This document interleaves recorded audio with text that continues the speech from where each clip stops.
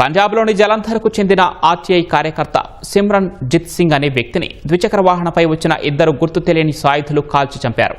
పగ్వారాలోని సత్నాపురం police station పరిధిలో ఈ ఘటన జరిగింది. సిమ్రన్ జిత్ పంజాబ్, హర్యానా హైకోర్టులో కీలక వివాదాస్పద అంశాలపై ఆర్టీఐ దరఖాస్తులు, ప్రజా ప్రయోజన వ్యాజ్యాలు దాఖలు చేస్తుంటారు. ఆయనపై గతంలోనూ పలుమార్లు దాడి జరిగింది. ఈ ఏడాది ఏప్రిల్లో తీసుకువచ్చిన వివాదాస్పద మత విద్వేష నిరోధక చట్టం, జాగత్ జోత్ శ్రీ గురు గ్రంథ్ సాహిబ్ సత్కార్ చట్టం రాజ్యాంగ భద్రతను సవాల్ చేస్తూ హైకోర్టులో ఇటీవల పిటిషన్ దాఖలు చేశారు. ఈ నేపథ్యంలో సిమ్రన్ జిత్ భద్రత కోసం జలంధర్ పోలీసులు ఇద్దరు గన్మెన్లను కాపలా ఉంచారు. భద్రత లేకుండా ఒక్కడే తిరుగుతున్న సమయంలో సమీపం నుంచి దుండగులు కాల్పులు జరపగా సిమ్రన్జిత్ సింగ్ అక్కడికక్కడే మృతి చెందినట్లు పోలీసులు తెలిపారు.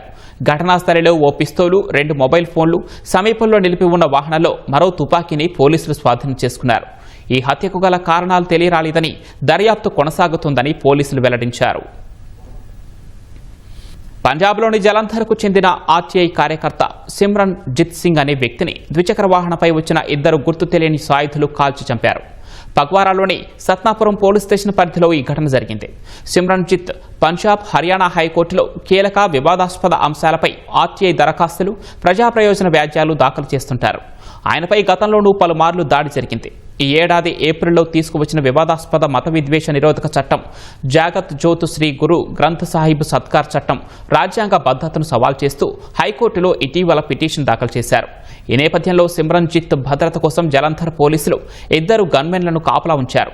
భద్రత లేకుండా ఒక్కడే తిరుగుతున్న సమయంలో సమీపం నుంచి దుండగులు కాల్పులు జరపగా సిమ్రన్జిత్ సింగ్ అక్కడికక్కడే మృతి చెందినట్లు పోలీసులు తెలిపారు. ఘటనా స్థలిలో ఓ పిస్తోలు, 2 మొబైల్ ఫోన్లు, సమీపంలో నిలిపి ఉన్న వాహనంలో మరో తుపాకీని పోలీసులు స్వాధీనం చేసుకున్నారు. ఈ హత్యకు గల కారణాలు తెలియరాలేదని, దర్యాప్తు కొనసాగుతుందని పోలీసులు వెల్లడించారు.